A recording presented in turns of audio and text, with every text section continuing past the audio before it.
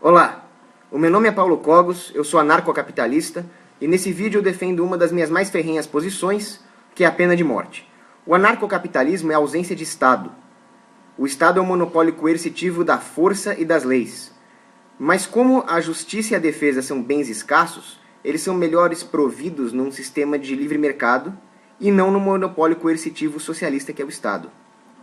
Portanto, eles seriam melhores providos pela iniciativa privada. A pena de morte pode ser melhor entendida tendo em vista o conceito de direitos naturais, que são três: vida, liberdade e propriedade. Por que esses três e por que só esses três? Porque eles impõem a todas as outras pessoas uma obrigação negativa, que é a de respeitar esses direitos, não violá-los. É diferente, por exemplo, de um conceito que os socialistas defendem erroneamente, que é, por exemplo, o direito ao transporte. O que diabo é o direito ao transporte? Ele necessariamente implica em escravizar alguém para que essa pessoa lhe proveja o transporte. Está errado. O transporte é um bem escasso, ele não pode ser provido através da escravidão, ele viola o direito de propriedade. Para entender melhor o conceito de direitos naturais, eu recomendo a leitura de dois autores ateus, que é o Molyneux e o Murray Rothbard.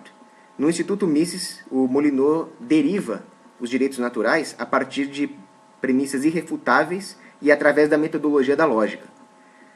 No meu caso, eu sou um justnaturalista clássico, religioso. Eu entendo que os direitos naturais vêm de cima. Para isso, eu recomendo São Tomás de Aquino. Todas as leis privadas, numa sociedade anarcocapitalista, devem respeitar os direitos naturais. Caso contrário, elas são criminosas. E não haveria diferença entre uma lei privada criminosa e uma lei estatal positivada. E é justamente por isso que eu sou contra o Estado. A defesa da pena de morte, ela é sustentada por dois pilares. Esses dois pilares são éticos e morais. Eles nada têm a ver com argumentos utilitaristas. A pena de morte é cara, a pena de morte é barata, ela reduz o crime, ela não reduz o crime, isso é irrelevante. Os dois pilares são os seguintes. O primeiro é a lógica do direito. A existência do direito implica necessariamente um dever. Caso contrário, não existiria o direito. O dever implica em punição no caso de violação desse direito. Caso contrário, não existiria o dever e, logicamente, não existiria o direito. Portanto, toda violação do direito natural deve ser punida. Vamos supor que o Dirceu roube R$100 do Azevedo. O Dirceu, em primeiro lugar, teria que devolver esses R$100. É a restituição do que ele roubou. Mas isso ainda não é uma punição. Isso é só a restituição da propriedade que foi roubada. A punição começa depois que esses R$100 forem devolvidos. Caso o Dirceu seja obrigado a devolver R$90 para o Azevedo, significa que apenas 90% do direito de propriedade é válido, o que não é verdade. O direito de propriedade é válido 100%. Portanto, a punição mínima que o Dirceu tem que ter para que logicamente seja válido o direito à propriedade na sua totalidade é R$100, além daqueles R$100. Já estaríamos em 200. Além disso, eu acharia justo que ele devolvesse também o custo de oportunidade de todo o tempo em que ele ficou com o dinheiro roubado, os juros que o Azevedo deixou de ganhar, o dano psicológico, os custos de investigação, de polícia, etc. Agora vamos para outro caso. Vimos aqui uma violação do direito de propriedade com bens monetários. Vamos ver agora a violação do direito à vida. Luiz Inácio matou Mainardi. É muito mais grave do que roubar R$100. E dessa vez o bem não pode ser restituído. A vida do Mainardi acabou e não tem como voltar. A família do Mainardi daria todo o dinheiro no mundo para ter ele de volta, mas não vai conseguir. Isso faz com que seja ainda mais justo que o Luiz Inácio perca no mínimo o direito que ele violou. Se a punição dele fosse menor do que a vida, já que ele tirou a vida do Mainardi, proporcionalmente feita a ponderação, estaríamos falando que um roubo é mais grave do que um assassinato. Portanto, pelo primeiro pilar, nós chegamos à conclusão de que tem que ter pelo menos a pena de morte, pelo menos no caso de assassinato. Pessoalmente, eu acho que a pena de morte se aplica para muitos mais crimes. Eu, inclusive, defendo a tortura contra alguém que assassinou um inocente. Vamos agora falar do segundo pilar, a moralidade da pena de morte. Imagina uma menininha feliz. Não fez mal a ninguém, totalmente inocente, e ela foi morta por um facínora. O que fazer com o facínora? Se você fizer com o facínora a mesma coisa que ele fez com a menininha teve uma morte X, o facínora vai ter uma morte X também, nós estamos assumindo que moralmente, olha só, uma equivalência moral existiria entre a menininha, que é inocente, e o bandido que matou um inocente. Já está errado. O bandido tem que ter uma punição pior do que o que ele impôs para a menininha que era inocente a princípio. Ou seja, ainda mais ridículo é negar uma punição igual que ele fez para a menininha. Quem é contra a pena de morte está dizendo que a punição desse fascínio tem que ser menor do que a que ele impôs para a menininha que não merecia morrer. Moralmente, nós temos aqui um reductio ad absurdum para todos que negam a pena de morte. Além disso, e a família da menininha, como é que fica?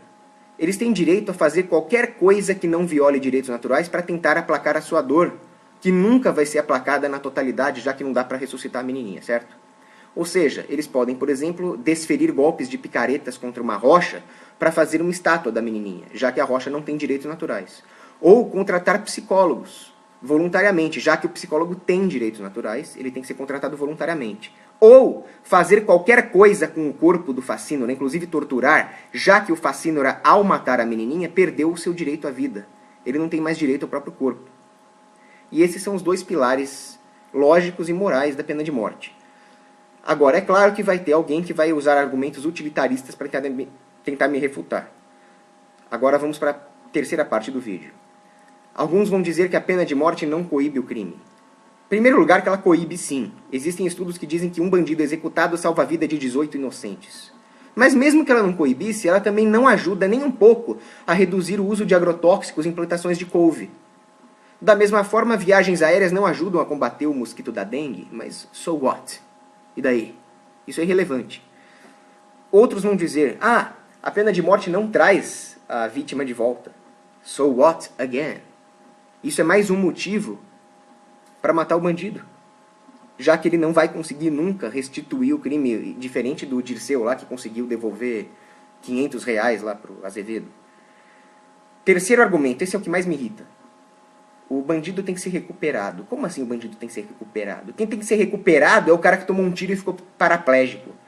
Quem tem que ser recuperado é o náufrago que ficou anos numa ilha e desaprendeu a língua. Ser recuperado é um prêmio. O bandido é punição, não é prêmio.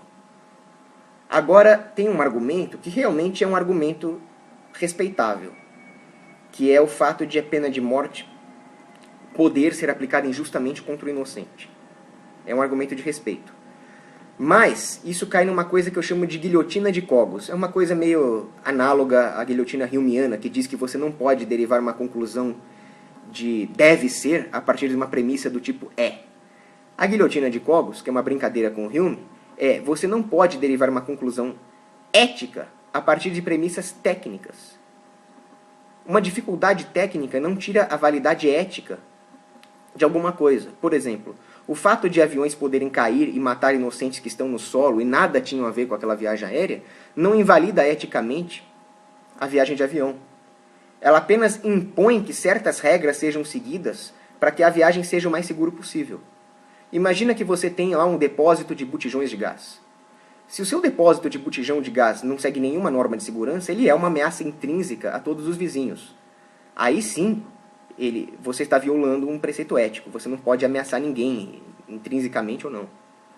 Isso faz com que medidas de segurança sejam adotadas para seus botijões de gás, e aí finalmente você pode ter a sua fábrica, seu depósito de botijão de gás sem problemas. Um médico que não é formado em medicina, que não sabe nada, e vai fazer uma neurocirurgia e acaba matando o paciente, ele deve ser duramente punido pelo charlatanismo que resultou na morte do paciente. Isso é um problema técnico que impõe que algumas restrições técnicas sejam feitas para que não haja uma violação ética, mas de forma nenhuma refuta eticamente uma atividade per se. Portanto, o fato de a pena de morte poder incorrer em erros judiciais que acabem na execução de inocente, de forma alguma invalida a pena de morte eticamente. Vocês não chegam nem a arranhar aqueles meus dois primeiros pilares. Porém, assim como um médico deve ter uma formação para fazer uma cirurgia, a pena de morte deve ser imposta se houver um alto grau de certeza da culpa, se houver o devido processo da lei, se houver um julgamento justo. Essas são as restrições impostas pela natureza técnica da pena de morte. Tendo refutado, então, toda essa parte técnica, nós vamos para a parte 5. O argumento definitivo a favor da pena de morte é o seguinte: quer você viva numa sociedade anarcocapitalista, quer você viva num país, num estado, vamos supor que as leis vigentes te autorizaram a escrever no seu testamento a pena que você quer para o seu hipotético assassino ou assassino da sua família. Ou seja, você pode chegar lá no cartório, tá lá. Eu desejo que caso eu seja assassinado ou caso alguém da minha família seja assassinado, a pena para o assassino seja essa aqui, a seguinte. Responda com toda a sinceridade, do fundo do seu coração, que pena você escolheria. Caso você escolheu a pena de morte, ou tortura, ou prisão perpétua com tortura, que é o que eu escolheria, mas ao mesmo tempo se diz contra a pena de morte, então você não é contra a pena de morte. Você é a favor do monopólio da pena de morte, desde que você seja vítima ou que a sua família seja vítima, o que é injusto, porque a justiça é universal, não é só para você. Caso você escolha uma pena fofinha para o bandido, alguma coisa menor do que eu falei, então eu sinto muito, você teve o seu caráter humano pervertido, o que faz com que a sua argumentação também não seja válida. Agora, para concluir o vídeo, na última parte, é uma parte um pouco mais longa, eu vou refutar os anarcocapitalistas que são contra a pena de morte, dentro de uma especulação de como seria o sistema judiciário no anarcocapitalismo. Eu digo especulação porque o mercado é imprevisível. Ele se baseia em probabilidades. Eu acho que vai ter cueca e tomate no anarcocapitalismo. Pode ser que não tenha, é ridiculamente improvável. Mas eu acho que vai ter. Para vocês entenderem melhor o sistema de leis privadas no anarcocapitalismo, eu recomendo as seguintes fontes. Hans Hermann Hoppe, tem o vídeo dele no Instituto Mises. Eu recomendo os artigos do Stephen Kinsella sobre o assunto e o livro da Linda e Morris Tannehill. Não leiam Friedman. David Friedman, ele está errado metodologicamente. Agora é o seguinte, numa sociedade narcocapitalista, eu acredito que a maioria das pessoas seriam a favor da pena de morte. Mesmo hoje, a maioria das pessoas é a favor da pena de morte, apesar do Estado doutrinar as pessoas para serem contra. A pena de morte existia nas tribos da América Central, nos aborígenes, em tudo quanto é canto do mundo. É um conceito natural. Por que hoje a maioria das democracias ocidentais não tem pena de morte, aboliram a pena de morte? Por que a ONU tem uma moratória contra a pena de morte? Você realmente acha que esses caras são contra? Experimenta assassinar a filha da Dilma para ver se você não amanhece morto no dia seguinte. A mesma que é a chefe de uma democracia contra a pena de morte. É porque eles querem o monopólio da justiça. Da mesma forma, você acha que existe algum ditador comunista? O Fidel Castro tem 900 milhões de dólares e adora casaco da Adidas. Eles querem o monopólio do capitalismo. Eles não são socialistas, eles não são burros.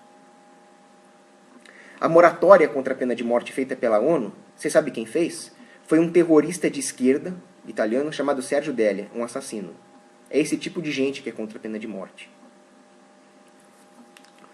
O direito natural está no dia a dia. Você não tem nenhum contrato, nenhuma lei que garanta que um funcionário do restaurante não vai cuspir na sua comida, não vai colocar veneno na sua comida. Existe, dentro do egoísmo da humanidade, dentro do que existe de torpe na humanidade, existe, ainda bem, porque se não existisse não haveria nem civilização, um certo respeito ao direito natural que permite que a civilização continue.